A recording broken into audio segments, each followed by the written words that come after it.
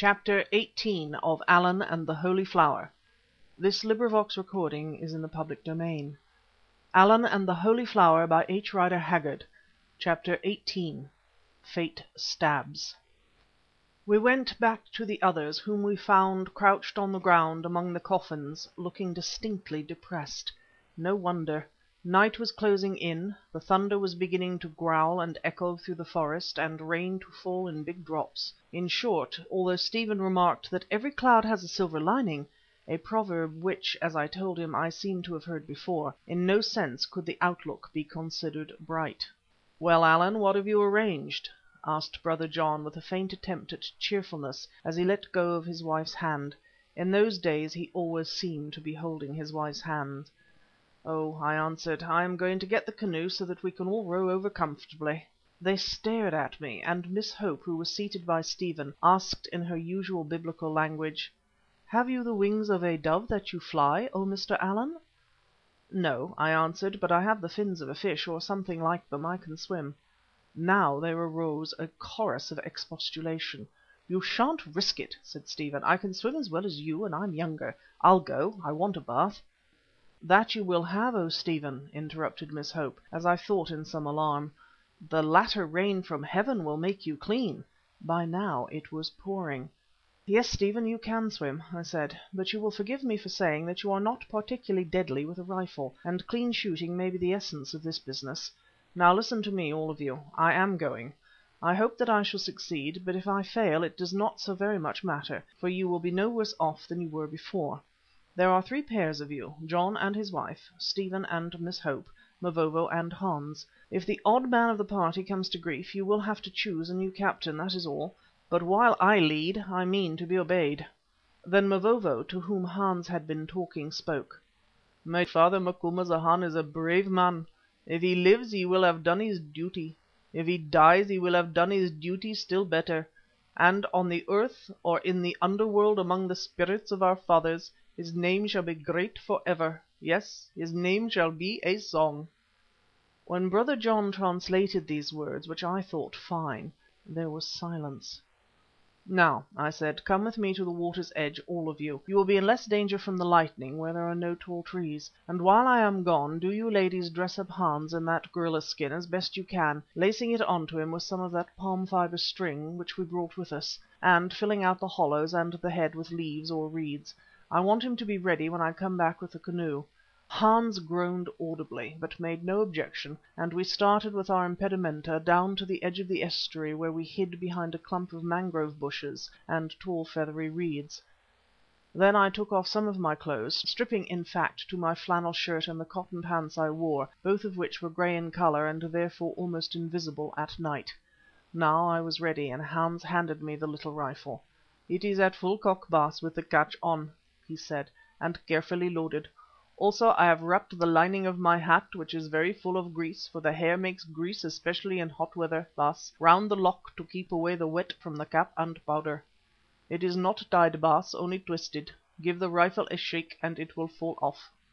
"I understand," I said, and gripped the gun with my left hand by the tongue just forward of the hammer, in such a fashion that the horrid greased rag from Hans's hat was held tight over the lock and cap. Then I shook hands with the others, and when I came to Miss Hope I am proud to add that she spontaneously and of her own accord imprinted a kiss upon my medieval brow. I felt inclined to return it, but did not. "It is the kiss of peace, O Allan," she said. "May you go and return in peace." "Thank you," I said, "but get on with dressing Hans in his new clothes." Stephen muttered something about feeling ashamed of himself. Brother John put up a vigorous and well-directed prayer. Mavovo saluted with the copper assegai and began to give me Sibongo or Zulu titles of praise beneath his breath, and Mrs. Eversley said, "Oh, I thank God that I have lived to see a brave English gentleman again," which I thought a great compliment to my nation and myself, though when I afterwards discovered that she herself was English by birth, it took off some of the polish. Next, just after a vivid flash of lightning, for the storm had broken in earnest now, I ran swiftly to the water's edge, accompanied by Hans, who was determined to see the last of me. "Get back, Hans, before the lightning shows you," I said, and as I slid gently from a mangrove root into that filthy stream, "and tell them to keep my coat and trousers dry if you can." "Good-bye, Baas," he murmured, and I heard that he was sobbing. "Keep a good heart, O Baas of Baases. After this, this is nothing to the vultures of the Hill of Slaughter. Intombi pulled us through then, and so she will again, for she knows who can hold her straight." That was the last I heard of Hans, for if he said any more the hiss of torrential rain smothered his words. Oh, I had tried to "keep a good heart" before the others, but it is beyond my powers to describe the deadly fright I felt, perhaps the worst of all my life, which is saying a great deal. Here I was starting on one of the maddest ventures that was ever undertaken by man. I needn't put its points again, but that which appealed to me most at that moment was the crocodiles. I have always hated crocodiles since—well, never mind, and the place was full of them, as the ponds at Ascension are of turtles. Still I swam on. The estuary was perhaps 200 yards wide, not more, no great distance for a good swimmer as I was in those days. But then I had to hold the rifle above the water with my left hand at all cost, for if once it went beneath it would be useless. Also I was desperately afraid of being seen in the lightning flashes, although to minimise this risk I had kept my dark coloured cloth hat upon my head. Lastly, there was the lightning itself to fear, for it was fearful and continuous, and seemed to be striking along the water. It was a fact that a fireball or something of the sort hit the surface within a few yards of me, as though it had aimed at the rifle barrel and just missed, or so I thought, though it may have been a crocodile rising at the moment. In one way, or rather in two, however, I was lucky. The first was the complete absence of wind, which must have raised waves that might have swamped me and would at any rate have wetted the rifle. The second was that there was no fear of my losing my path, for in the mouth of the cave I could see the glow of the fires which burned on either side of the Motombo's seat. They served the same purpose to me as did the lamp of the lady called Hero to her lover Leander when he swam the Hellespont to pay her clandestine visits at night. But he had something pleasant to look forward to, whereas still, there was another point in common between us.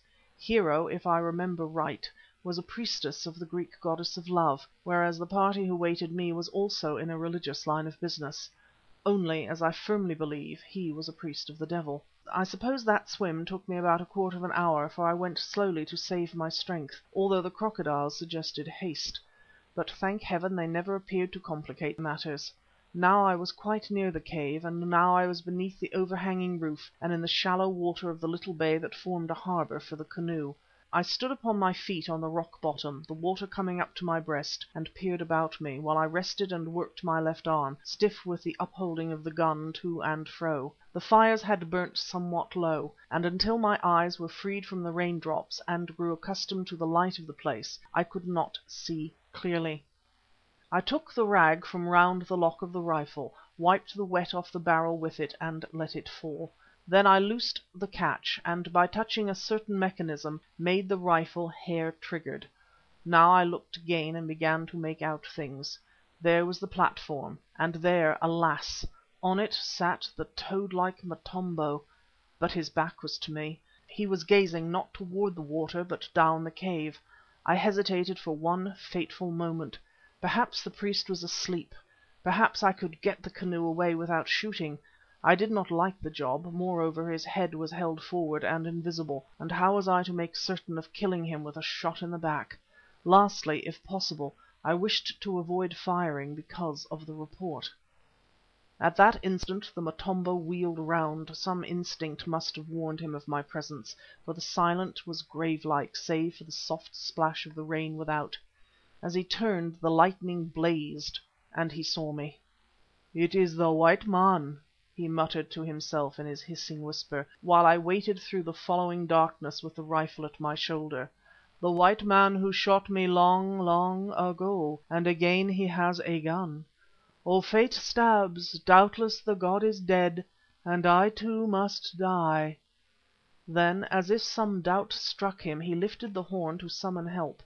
Again the lightning flashed and was accompanied by a fearful crack of thunder. With a prayer for skill I covered his head and fired by the glare of it just as the trumpet touched his lips. It fell from his hand. He seemed to shrink together and moved no more. Oh, thank God! Thank God! In this supreme moment of trial the art of which I am a master had not failed me. If my hand had shaken ever so little, if my nerves strained